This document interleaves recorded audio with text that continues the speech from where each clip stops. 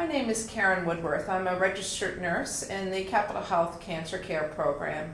And today I'm really pleased to talk to you about chemotherapy and cancer treatment late effects. And this topic is often of much importance to people who've been through chemotherapy and radiation therapy treatments. And studies have shown that up to 75% of survivors live with a health deficit as a result of their cancer treatment. So we know that the issues that affect cancer survivors is often a little bit different than those when they're first diagnosed and going through active treatment. So for those of you that have had chemotherapy, the late effects are side effects that may happen weeks to months to years after you've had your chemotherapy treatment. And if a person develops chemotherapy side effects, it really can present differently to every person. As we know, there's hundreds of different chemotherapy drugs that are given, and the drugs that were given to you for your cancer treatment are unique to the type of cancer that you had, and many different factors related to your care. It can depend on your age and even your body weight, how many courses of treatment you're going to get, whether you're having radiotherapy with it, whether you've had surgery. So we know the side effects are very unique and individual to each person. So today I'm going to talk in a general sense about the effects, but we certainly encourage you, if you're experiencing effects from your treatment that are distressing, to talk to your primary nurse or oncologist that give you your treatment, because there may be things that are specific to your case that they are aware of and is unique to your own situation. So chemotherapy, we know, affects the whole body, and so normal healthy cells can also be damaged with chemotherapy. The damage to the healthy cells cause side effects, and usually this damage is temporary, and the healthy cells will repair themselves. We know that most side effects usually go away after the treatments are completed, and that the healthy cells will have a chance to return to normal growth. Some of the things that can affect whether you have late effects from chemotherapy are the type of drug that is given to you, the total dose of the chemotherapy, the length of treatment that you had and the number of courses of chemotherapy, your age, whether you had surgery, radiation, or if you're getting hormone therapy, and things such as the type of cancer that you have, the location, medications that you're taking, and your overall emotional, physical health can also affect whether you're having side effects after your treatment is completed. So we know from studies that fatigue is often the most common side effect related to chemotherapy and the cancer treatments in themselves. And we hear that every day in our clinic from patients when they've been through. They feel that they should be back to their normal selves and they're just exhausted. And so part of this Living Beyond Cancer session is to help normalize that what you're feeling is what many people express when they've been through cancer treatment. And so through some of the topics to discuss today, whether it be nutrition or physical activity or emotional care, those can all factor into helping improve your overall sense of health and also help you combat some of the fatigue that you're dealing with. Brain fog, people used to call that chemotherapy brain, but brain fog is a physical experience that many patients have after they've been through treatment. I'm going to talk a little bit more in detail, but certainly we know from studies and from patient reports that chemotherapy can affect your learning and your memory and your attention spans. These are real experiences. They're not imagined by you. And so it can be quite distressing after you've been through your treatment to have that feeling. We know that about 30 to 50% of people are afflicted with insomnia as a result of their chemotherapy and their cancer treatment. And sometimes it can be just when they're actively on treatment, but those side effects can often last for weeks to months afterwards as well. We know that your appetite and your digestion may be affected. Some people live with long-term nausea and digestive issues, decreased appetite and heartburn as a result of their chemotherapy. Some people have issues with numbness and tingling in their fingertips and toes as a result of a particular type of chemotherapy. That's called peripheral neuropathy. And sometimes it can be temporary and sometimes it can be permanent. So again, we encourage you to discuss any distressing symptoms with your oncologist and primary nurse.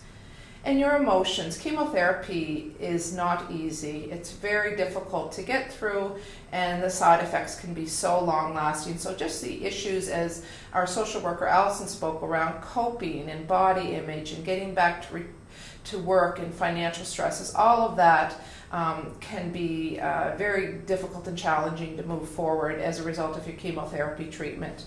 Issues around sexual health and fertility, maybe temporary or permanent, and I'll talk a little bit more about that later in this presentation. And some patients also express issues around visual changes and hearing loss related to their chemotherapy. So often patients just feel that their body is out of sync, whether it be physical symptoms or emotional symptoms, and they can be very distressing, and they're very normal, but it's it's for you to figure out if you're able to get support and help with them. So as I mentioned before, brain fog. Many cancer survivors experience changes with their attention span, their memory, and their learning, and this is often described as brain fog. So some examples would be forgetting things that you usually have no trouble remembering, trouble concentrating, or sometimes patients just feel like they space out. They might be in the middle of a conversation and they forget what they're saying.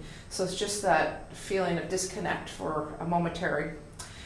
Trouble with details, remembering dates and events, even simple things like trying to finish a sentence, and just trouble multitasking, doing a couple things at once. So you might be cooking your supper and the phone rings and then the dog needs to go out. So often there's a difficulty time just coping with those normally simple day-to-day tasks. But after you've been through treatment, chemotherapy, and sometimes with radiation therapy, patients often feel that their brain is very foggy. So hence the term brain fog. And it can be worsened by a number of different things. So fatigue, as I mentioned earlier, can have a huge impact on how you move forward. So if you're just feeling exhausted all the time, mentally it's often very hard just with your thinking processes, with your coping ability, and just handling the day-to-day normal activities and stress that we're all confronted with. Whether you've been dealing with depression or stress or anxiety, those can also worsen symptoms of brain fog. Physical things such as your blood counts, if you have low hemoglobin or low iron, nutritional deficiencies, which our dietitian will touch a little bit about, your age, if you have other health issues like diabetes or blood pressure, all of those can have impact on your brain, and also if you're having issues with brain fog. So what are ways that you can do to help lessen the effect or manage your brain fog? Well, we know that reducing stress certainly helps, and that's sometimes easier said than done. But we certainly hope from you watching this video today that you'll get a sense that there's people here that can support you, and you can also reach out to others for support as well. So our social workers certainly touched on ways for self-care and how to reduce stress. And our spiritual care chaplain, Dave McGinley, will also talk about how you can help yourself as far as looking after your whole mental and physical well-being, eating a balanced diet, getting enough exercise, activity, rest, sleep, not trying to take on too much at once, not multitasking and doing a lot of things at once. Try to keep things in a routine pattern. Set up and follow routines is really important, and if you have to use a day planner to kind of map out what your day is or even what your hour looks like, then we recommend that. Whatever you can do to kind of feel that you have control over your day-to-day activity often helps with dealing with the effects of brain fog. And tell other people that you're struggling, that you're having issues with this. If you know that your loved ones or your friends are aware and that you're not being afflicted with a memory loss issue like dementia, but that it's probably related to your cancer treatment, then they'll be able to help support you through this. So this is not, as we tell patients, these distressing mental changes are real and they're not imagined, because I think sometimes You may put it on yourself that this is just you. It's just something that you're imagining, but no, these symptoms are real. And usually these symptoms of brain fog improve over time. They may just last a short period of time, but they may last for a while. They may last for months to years, so it's really individual again. And if you are having concerns, we do encourage you to talk to your doctor or your cancer care team. And there's also support out there through our psychosocial oncology team here at Capital Health. And just to go on to a completely different topic, sexual health. So we know that the most important sex organ for both men and women is the brain. And when we do this monthly session, we often get lots of chuckles and laughs when I put up this slide. But it's quite true. Many people experience sexual changes after cancer treatment. And that can be changes in your sexual interest, arousal, and how you feel about your body. So a lot of these feelings that you're having, it's not just physical, but it's also emotionally what's going on. And losing interest in sex is very common for patients after they've been through cancer treatment. It's hard to just get back to a normal routine. And as I explained in the previous slide, even if you're dealing with issues like brain fog, those can all have issues on how you feel about yourself. And our brain is also very important. It manages a lot of the production of hormones in our body, such as testosterone, estrogen, and progesterone. And we know that hormone treatments have an effect on how you feel about yourself. So this quote that came from nurse researcher Dr. Margaret Fitch, who works out of Sunnybrook Odette Cancer Center in Toronto. She did studies and research around survivorship issues. And I love this quote. And this was from a person, a young lady, said that I found that after chemo, the hormones were totally gone. The periods were totally gone, and I was having trouble having intercourse with my husband. I knew it was a problem and was terrified that there was something wrong with me. So I think it speaks well to the fact that we often put the blame on ourselves, that you've been through a major life-changing experience, and getting your life back in order in all facets, including sexual health, can be profoundly affected. And so often people struggle by themselves, especially around sexual changes. So again, it's something that we encourage you to talk to your healthcare providers. If you feel that you need to have some support and counseling around this area, we totally encourage you to talk to somebody through the cancer care system, the cancer care program, that can link you up with the right individuals.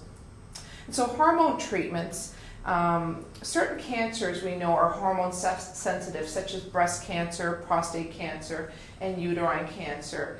And hormone therapy may be part of the long-term cancer management.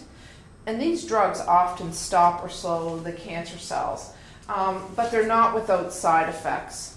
We know that hormone treatments can cause side effects such as fatigue, loss of libido or loss of sexual interest or desire, breast tenderness, hot flashes, weight gain, headaches, decreased appetite, nausea and vomiting, erectile problems, vaginal soreness, and dryness. So these are just a sample of some of the side effects that come a result as taking hormone treatments. So hopefully when you were given the medications, your team went over the side effects, and they usually say that the side effects will lessen as the body gets used to the hormones. Most of the effects go away when the medication is stopped, but some things can be permanent. So sometimes patients find this the most distressing part of their cancer treatment is having the side effects related to their hormone treatments. And again, this is another quote that I like from Dr. Fitch's research, and it really speaks to managing long-term side effects. It says, the person that was quoted says, it does get frustrating when you look back over a year and you have accomplished nothing, and you have accomplished nothing and you're still in the same state, I would just love to feel normal again. You just don't have the energy. It gets very, very frustrating, and it can get you down because it's stopping you socially, mentally, and physically from being who you really are. And I really think this speaks to this whole session of Living Beyond Cancer, that cancer and its treatment affects every aspect of your life.